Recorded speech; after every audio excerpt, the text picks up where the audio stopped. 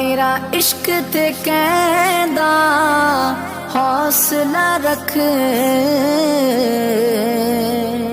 आका दा बुलावा आवेगा।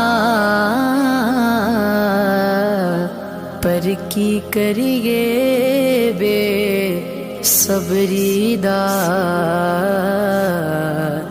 मेरे दिल विचों जांदा चोर नहीं। पर की करिए बे सबरी दा,